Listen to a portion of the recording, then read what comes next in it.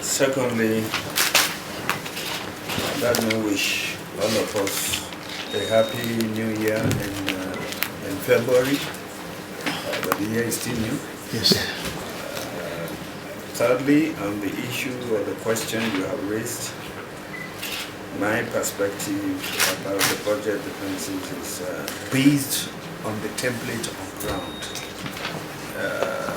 It went well, and they expected from both ends in terms of the National Assembly as those scrutinizing to approve the budget and the MDAs that came to defend the budget. I think everything went well.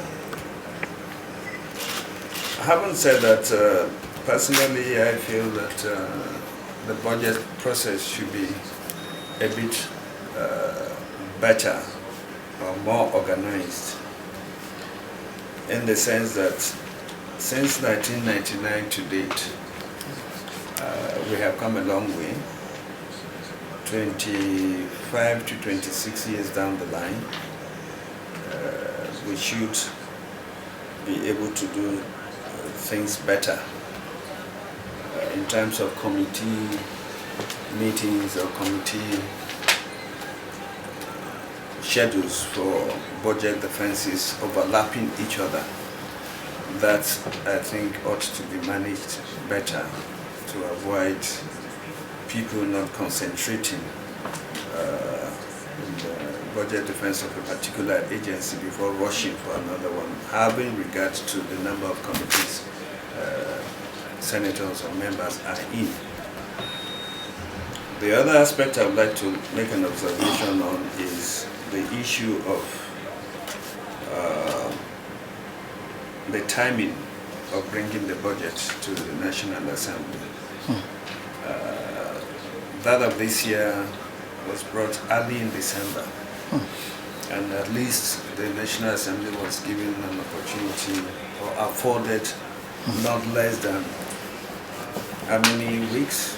Now, if we want to take the whole of December and the whole of January and part of February, that is reasonable and commendable.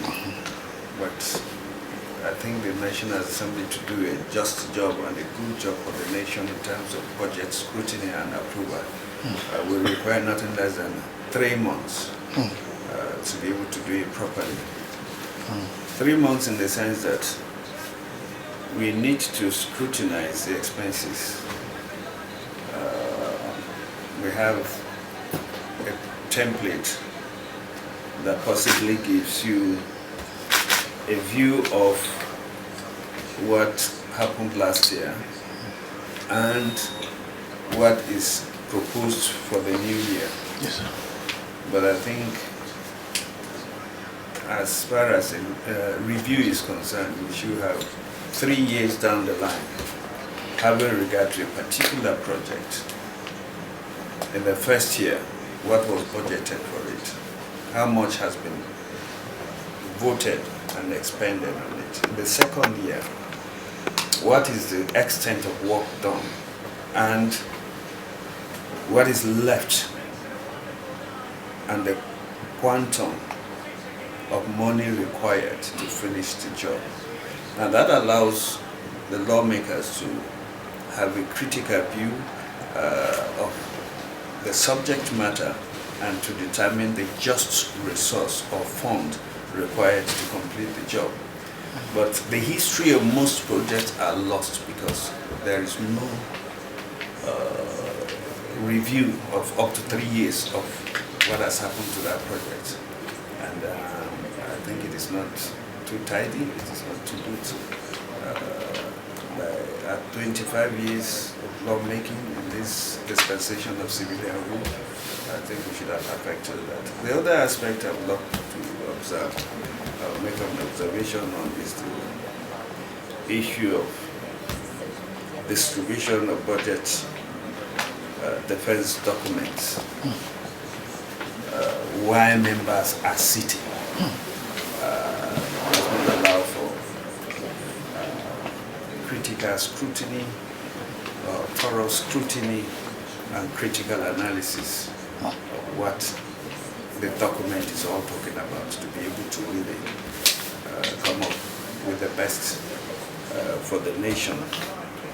So for me, the 2025 budget, as I just not been passed, it's been worked on. I think we have improved on what happened in 2023 or 2024 budget, and I think it's better, and we can only hope for the best and hope for a better improvement and all of that. I don't know if I've overshot. Okay, question. Thank you, sir. There should be a series of questions. Yes, sir. Yes, closely followed to that is that, sir, are you not worried about the lifespan of our previous budget, 2024, that has extended in 2025, and yet we are still talking about the passage of 2024 as extended 2025, the lifespan? Well, even if one is worried, expediency determines what happens. You have a whole chunk of capital that has not been utilized, and the year is gone. Do you want to reassess those projects, or is it more expedient to extend the lifetime of the budget with a view to be able to utilize the funds allocated to them? And I think I quite agree that we extended it so that those projects will go. Definitely with 2025 budget coming in, it's a build-up on 2024. Okay. And where 2024 stops, 2025 will continue. Okay. So the budget cycle, January to December, do you think we can sustain it following the delays that we had in this 2025 budget defense and all those kind There is nothing difficult in sustaining it. Okay. All that matters is for the budget office and the agency, the MDA charged with managing the budget, to do a proper job. Okay. Distinguished sir, you have just enumerated the process of budgeting in this, especially this 2025 as it were. Now, the issue of our envelope system, especially in critical ministries. You are the Vice Chairman, Aviation. Now, aviation is a sector that has to do with life, people flying and all that. The envelope system that is being given to the ministries and agencies, do you think that is enough? Because a lot of ministries and departments have complained about these envelope systems. Well, it is natural to complain. And having to regard to the kind of environment in which we are, it is incumbent on the executive or the leadership of the executive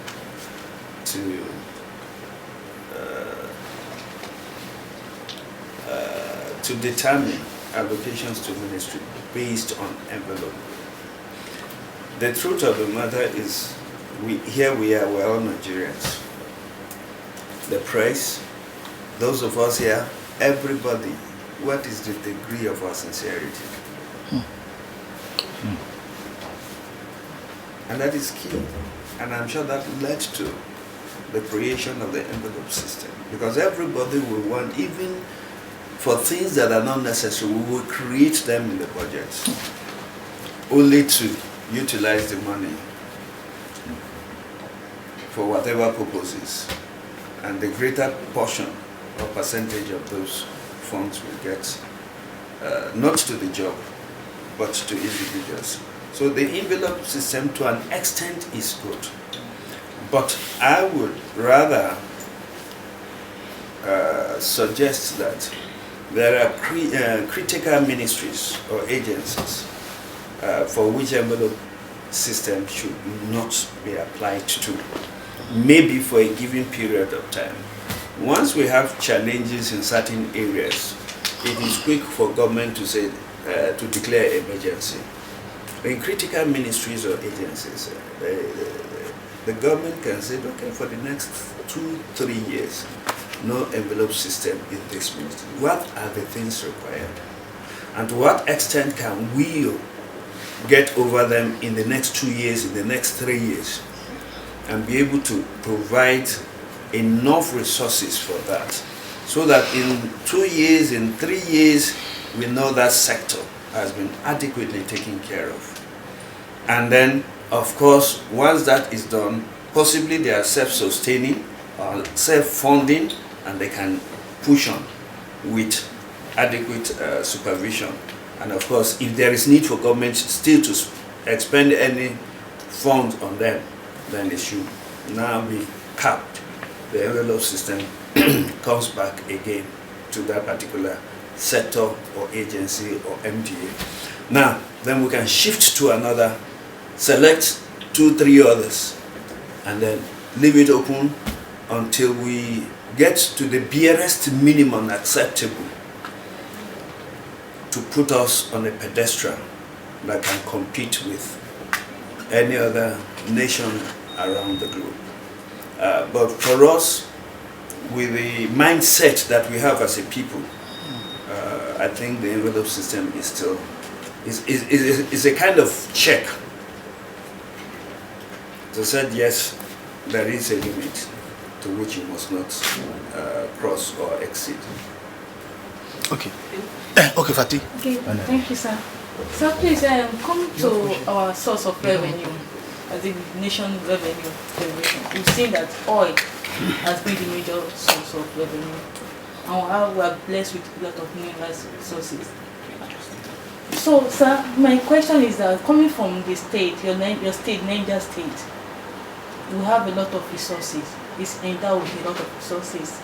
And being a member of a committee on mineral resources, because a lot of issue was rising from those budgets, different envelope system and all of that. So we've seen some agency under this Ministry of Solid Minerals that said if they give them 2 billion, they can generate 10 trillion. So, sir, what do you think we should do as a country, as a nation, to divert our attention from oil feeding nation to invest into these mineral resources that we have? Thank you very much. It's a good question, but I'm smiling because our tendencies limit us. For a fresh graduate or a young person who is in the city of Abuja or anywhere, in big cities, we find it difficult to join the mass transit system. It's all about boat, irrespective of whether or not you have the resources to fund that boat. In as much as you have an avenue to squeeze it out of people, then you want to take boat and sit at the back, enjoy yourself, and we push too much.